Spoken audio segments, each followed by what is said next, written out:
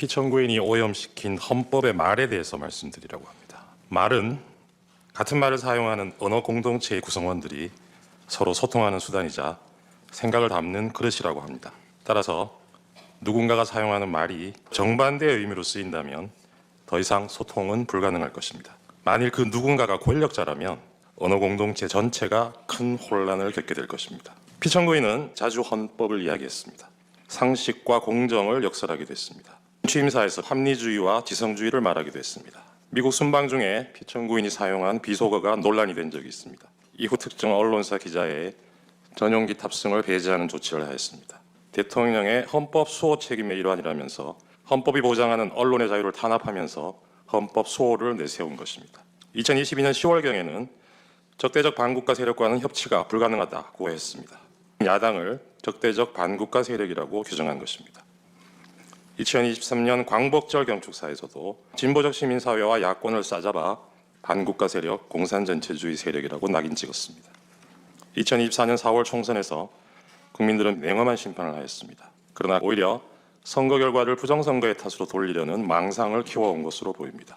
12.3 그날 대국민 담화를 필두로 피청구인은 야당의 입법 독재가 헌정 질서를 짓밟고 있다고 했고 내란을 획책하는 명백한 반국가 행위라고 규정했습니다. 그러면서 파렴치한 종북 반국가 세력들을 일거에 척결하고 자유헌정 질서를 지키기 위해 비상계엄을 선포한다고 했습니다. 피청구인이 말하는 자유민주적 기본 질서의 핵심 요소는 복수정당제 하에서 야당으로 대표되는 정치적 반대파를 존중하고 보호하는 것입니다. 이들을 척결하겠다고 했습니다.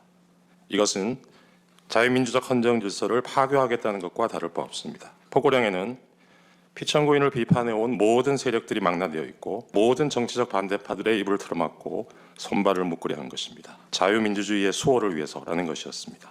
그러나 피청구인이 간과한 것이 있었습니다. 그것은 바로 우리 국민들이 온몸으로 저항의 민주주의를 지켜내는 과정에서 체득하고 어느새 DNA에까지 각인된 우리가 주권자라는 시민의식이었습니다. 많은 시민들이 국회로 달려왔습니다. 대한민국의 주권은 국민에게 있고 모든 권력은 국민으로부터 나온다는 헌법 제1조가 현실에서 작동하는 것을 확인시켜주는 감동적인 장면이었습니다. 이날 우리는 살아 숨쉬는 헌법의 실체를 온몸으로 느끼는 실로 역사적인 체험을 한 것입니다. 피청구인은 헌법을 파괴하는 순간에도 헌법 수호를 말했습니다. 이것은 아름다운 헌법의 말, 헌법의 풍경을 오염시킨 것입니다. 제가 좋아하는 노래 가사에 이런 구절이 있습니다. 세상 풍경 중에서 제일 아름다운 풍경, 모든 것들이 제자리로 돌아가는 풍경. 이 노랫말처럼 모든 것들이 제자리로 돌아가고 우리도 하루빨리 평온한 일상으로 돌아갈 수 있기를 소망합니다. 피청구인이 오염시킨 헌법의 말과 헌법의 풍경이 제자리를 찾는 모습을 꼭 보고 싶습니다. 감사합니다. 계엄 당일 6태 후에 소파에 누워있다가 계엄 선포를 보고 바로 법조문을 확인하였습니다. 민주당이 다수당인데 금방 해제가 될 텐데 역시나 금세 국회에 해제 의결이 있었고 계엄은 해제되었습니다. 담화문을 찬찬히 읽어보았습니다. 민주당이 저지른 폐악을 일당 독재 파쇼 행위를 확인하고 아이와 함께하려고 비워둔 시간을 나누어 이 사건에 뛰어들게 되었습니다. 저는 계몽되었습니다. 최근 우리 사회의 모든 갈등이 간첩들의 지령에 의하여 일어났다는 사실을 확인할 수 있었습니다. 그 대표적인 것이 후쿠시마 원전 오염수 괴담입니다. 인류를 향한 핵테러 시도를 당장 중단하라. 간첩 지령과 비슷한 단어입니다.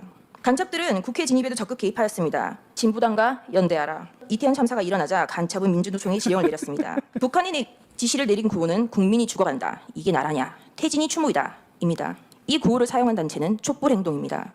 우리는 아직 검거되지 않은 간첩들이 어디서 얼마나 어떤 지령을 내리고 있는지 알 수 없습니다. 현재의 상황을 알리기 위한 대국민 호소의 계엄을 선포하였습니다. 대통령에 대한 탄핵이 쉬이 이루어질 것 같지 않자 한동훈에 대한 체포설, 정치인에 대한 체포설, 판사에 대한 체포설이 난무하기 시작하였습니다. 체포설만 가지고 부족하자 2024년 12월 13일 김어준이 한동훈에 대한 사설설을 터뜨렸습니다. 우리는 모두 이 뉴스가 이제는 가짜인 것을 압니다. 도대체 누가 국헌을 물러나게 하고 있는 것인지 묻고 싶습니다. 이상입니다. 12.3 내란의 밤 전 국민이 TV 생중계를 통해 국회를 침탈한 무장한 계엄군들의 폭력 행위를 지켜보았습니다. 하늘은 계엄군의 헬리콥터 굉음을 똑똑히 들었고 땅은 무장한 계엄군의 군합발을 보았습니다. 호수 위에 떠있는 달 그림자도 목격자입니다. 저는 12월 3일 밤 10시 50분경 비상계엄 긴급 속보를 보고 살떨리는 두려움을 안고 국회 후문 담장을 넘었습니다. 국회 운동장 근처에서 본청으로 한 발짝씩 내디딜 때마다 36년 전 1988년 9월의 밤이 마치 어젯밤 악몽처럼 떠올랐습니다. 새벽 1시 안기부에 잡혀 지금도 알 수 없는 서울 을지로 어디매쯤 한 호텔로 끌려가 수건으로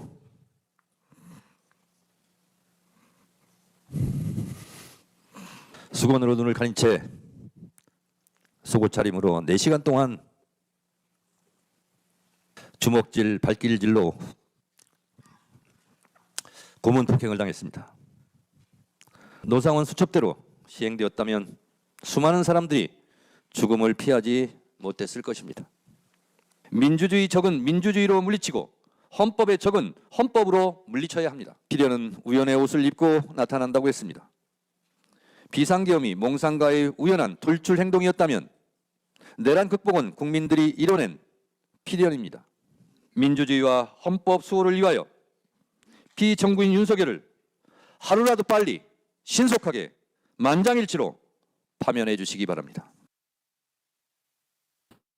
제가 비상계엄을 선포하고 몇 시간 후 해제했을 때 많은 분들께서 이해를 못하셨습니다. 계엄이라는 단어에서 연상되는 과거의 부정적 기억도 있을 것입니다. 거대 야당과 내란 공작 세력들은 이런 트라우마를 악용하여 국민을 선동하고 있습니다. 그러나 12.3 비상계엄은 계엄의 형식을 빌린 대국민 호소입니다.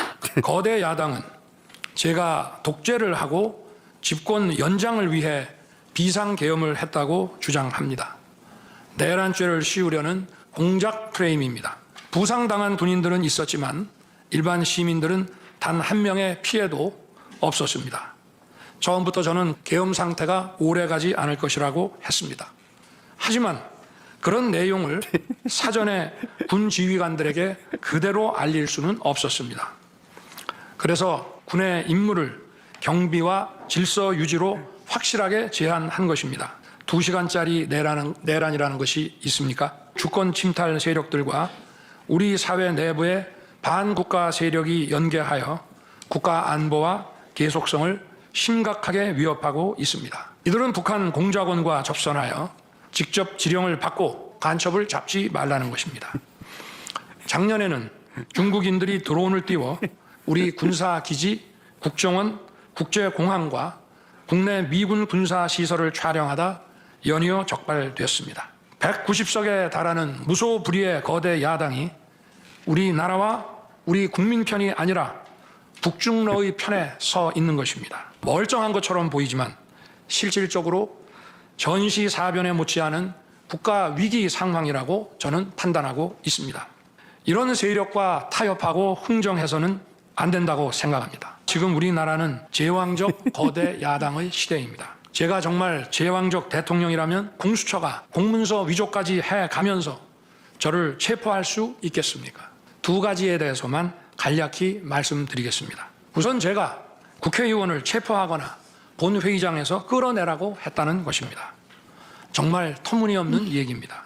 경내에 진입한 병력이 106명, 그중에서 본관에 들어간 병력이 겨우 15명인데 이런 극소수 병력을 가지고 국회의원을 체포하고 끌어낸다는 것이 말이 되겠습니까? 단 한 사람도 끌려 나오거나 체포된 일이 없었으며 이런 주장을 하는 것은 그야말로 호수 위에 비친 달빛을 던져 내려는 것과 같은 허황된 것입니다. 계엄 당일 국무회의는 간담회 정도였다는 주장도 있습니다만 그날이 간담회를 할 상황은 아닙니다. 개헌과 정치개혁의 추진에 후반부를 집중하려고 합니다. 개헌과 정치개혁 과정에서 국민 통합을 이루는 데도 노력을 다할 것입니다. 그렇게 되면 현행 헌법상 자녀 임기에 연연해야 할 이유가 없고 오히려 제게는 크나큰 영광이라고 생각합니다. 감사합니다.